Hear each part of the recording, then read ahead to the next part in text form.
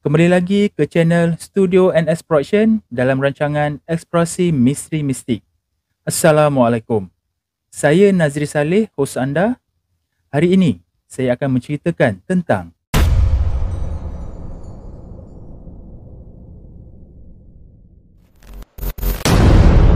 sumber maklumat yang kami perolehi dari kaedah ilmu kebatinan secara Islam iaitu Al-Haq. Jika anda tidak suka dari sumber tersebut, sila berhenti menonton video dari channel ini.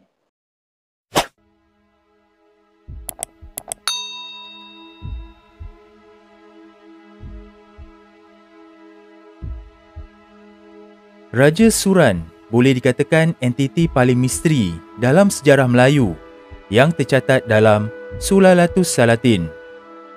Nama ini sering dikaitkan dengan Rajendra Chola yang memerintah dari 1012 sehingga 1044 Masihi, penakluk kerajaan Chola di selatan India. Pada video ini akan menghuraikan siapa mereka, sama ada orang yang sama atau orang yang berbeza. Bermula pada zaman Raja Zulkarnain berperang dengan Raja Kedah Hindi. Raja Kedah Hindi tewas dan diislamkan oleh Raja Zulkarnain. Raja Zulkarnain pun berkahwin dengan puteri kepada Raja Kedah Hindi, iaitu Puteri Syahrul Bariyah, anak Raja Kedah Hindi, dan mendapat seorang anak bernama Raja Aristun Shah. Dari keturunan Aristun Shah inilah, maka lahirlah Raja Suran, seorang penakluk yang impikan hendak menakluk China. Raja Suran memerintah sebuah kerajaan bernama Amdan Negara, dan dalam perjalanan menuju ke China, Raja Suran telah berperang, menakluk kerajaan-kerajaan dalam perjalanan tersebut. Salah satu daripadanya ialah Ganga Negara, di mana baginda telah berperang dengan rajanya, Ganga Shah Johan. Raja Suran sempat berkahwin dengan puteri Raja Ganga Shah Johan, iaitu Puteri Dara Seganga. Kemudiannya, Raja Suran tiba di kerajaan Langyu, iaitu Kota Gelanggi di Kota Tinggi. Selepas berperang, negeri itu pun ditakluknya Raja Suran. Kemudiannya, mengahwini pula puteri Onang Kyo, puteri Raja Chulan, Raja Langyu. Akhirnya, selepas perjalanan yang panjang, baginda sampai ke Temasek. Di Temasek, baginda bertanyakan kepada pedagang Cina, sejauh mana lagi perjalanan sebelum sampai ke China. Pedagang-pedagang Cina yang takutkan kekuatan tentera Raja Suran yang akan tundukkan China pun bermain helah. Pedagang Cina telah mengatakan bahawa betapa jauhnya perjalanan ke China dengan merujuk kepada mereka menjadi tua, tiada gigi, pokok yang sudah berbuah dan jarum berkarat, menunjukkan perjalanan yang panjang dari China hendak ke Temasek. Melihatkan itu, maka terus Raja Suran membatalkan niatnya. Dari kisah untuk menakluk China, Raja Suran telah mengarahkan orang di Temasek membina sebuah kotak kaca supaya dia boleh turun ke dasar laut untuk melihat kerajaan di bawah laut. Di sana, Raja Suran telah bertemu dengan pemerintah kerajaan bawah laut, Bumi Dika, iaitu Raja Aktabul Ard, dan berkahwin dengan Puteri Mahtabul Bahri, puteri kepada raja ini. Nanti dari perkahwinan ini akan lahir 3 putera, Nila Pahlawan, Nila Utama, dan Krishna Pandita. Nila Pahlawan, Nila Utama, dan Krishna Pandita nanti akan naik di Bukit Siguntang bersama dengan Lembu Putih, dan mereka akan mengasaskan kerajaan-kerajaan alam Melayu hebat. Turunnya 3 putera raja di Bukit Siguntang membuatkan padi huma menjadi emas. Nila Pahlawan menjadi raja di Minangkabau, dan Krishna Pandita pula menjadi raja di Tanjung Pura, manakala Nila Utama ditabalkan menjadi raja di Palembang.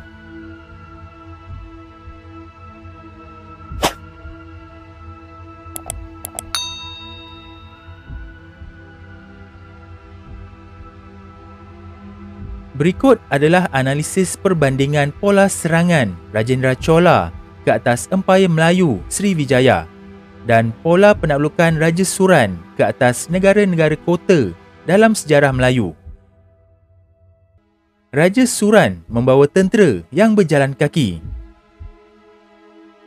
Maka adalah daripada banyaknya rakyat berjalan itu, segala hutan belantara pun habis menjadi padang, dan bumi pun bergentar seperti gerupa, dan gunung pun bergerak. Ayat itu adalah permulaan yang mengisahkan tentang bahawa Raja Suran membawa bala askar dengan berjalan kaki. Antara kerajaan yang diserang oleh Raja Suran ialah Gangga Negara. Gangga Negara namanya Raja Gangga Shah Johan, nama rajanya. Maka ada pun negeri itu di atas bukit, dipandang dari hadapan terlalu tinggi dan dari belakang rendah juga. Ada sekarang kotanya di darat dinding, ke sana perak sedikit. Kita tahu bahawa kisah Raja Suran ada bertembung dengan Raja Gangga Shah Johan dan disepakati oleh sejarawan bahawa lokasi kerajaan ini ialah di sekitar negeri Perak sekarang. Dalam serangan itu, Raja Suran berjaya mengalahkan Raja Gangga Shah Johan. Maka Raja Suran pun melompat serta menghunus pedangnya, diparangkan kepala Raja Gangga Shah Johan. Maka kenalah lehernya, putus kepalanya, terpelanting ke tanah. Maka Raja Gangga Shah Johan pun matilah. Raja Suran dan tenteranya terus berjalan kaki hingga sampai ke sebuah negeri bernama Langyu yang berkota di hulu Sungai Johor. Hatta beberapa lamanya berjalan itu, datanglah ke negeri Langyu. Dahulu negeri itu negeri besar, kotanya daripada batu hitam. Sekarang lagi ada kota itu di hulu Sungai Johor. Setelah selesai urusan baginda di Langyu, Raja Suran dan tenteranya terus menuju ke Temasek. Setelah datang ke Temasek, maka dipersembahkan oranglah kepada Raja Suran ada sebuah perahu datang dari benua Cina.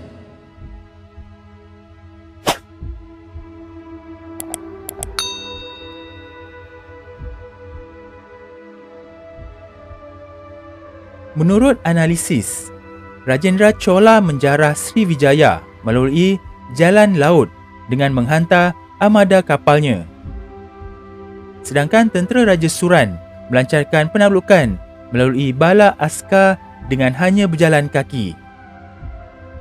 Pemerintah yang ditangkap oleh Rajendra Chola menurut Prasasti Tanjore ialah pemerintah Sriwijaya, iaitu Sanggrama Wijayatungga Varman yang ketika itu berpusat di Kedah Tua. Namun, nama Sanggrama Wijayatungga Varman tidak langsung disebut di dalam Sulalatus Salatin. Malah, dalam Sulalatus Salatin hanya menyebut dua raja yang berkaitan dalam penaklukan Raja Suran ini, iaitu Raja Gangga Shah Johan dan Raja Chulan Langyu. Ini membuktikan bahawa apa yang ditakluk dalam Sulalatus Salatin bukannya sebuah empayar seperti Sriwijaya seperti mana yang ditulis dalam Prasasti Tanjore. Sebaliknya ialah beberapa buah negara-negara kota yang berasingan. Dan kenapa Gangga Negara, kota Langyu dan juga Temasek langsung tidak disebut dalam Prasasti Tanjore, sedangkan Temasek contohnya sangat popular dalam catatan pedagang Cina pada masa serangan Rajendra Chola itu. Ini membuktikan bahawa Raja Suran bukanlah Rajendra Chola. Maka sahut Nila Pahlawan, "Adapun kami ini bukan daripada jin dan peri, dan bukan kami daripada bangsa Indra, bahawa adalah bangsa kami ini daripada manusia. Asal kami daripada anak cucu Raja Iskandar Zulkarnain, dan nasab kami Raja Nursirwan Adil, Raja Masyriq dan Maghrib. Pancar kami daripada Raja Sulaiman alaihissalam, dan nama kami Nila Pahlawan, dan yang seorang ini Krishna Pendita, dan yang seorang Nila Utama, dan nama curik kami ini Simandang Kini, dan kayu ini Cap Kempa namanya, dan pedang ini Badram Balawan namanya, dan lembing ini Lembuara namanya.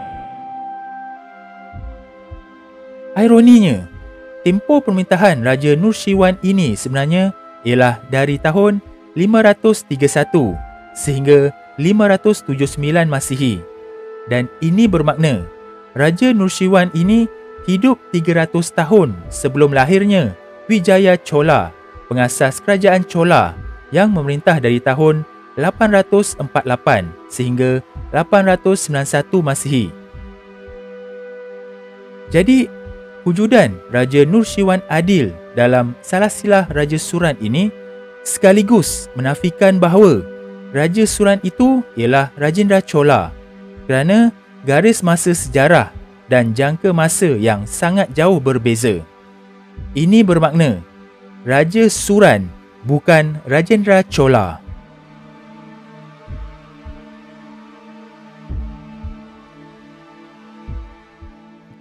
Jom sertai ahli channel Studio NS Production dalam rancangan eksplorasi misteri mistik ini dengan klik butang join di bawah video ini atau klik link pada bahagian description. Ada 4 pakej yang disediakan. Penerangan lebih lanjut akan diterangkan apabila anda klik butang join sekarang. Sokongan anda sangat membantu channel ini. Itu saja video untuk kali ini. Terima kasih kerana tonton dari awal sehingga ke akhir. Jumpa lagi pada video yang lain yang lebih menarik, insya-Allah. Assalamualaikum.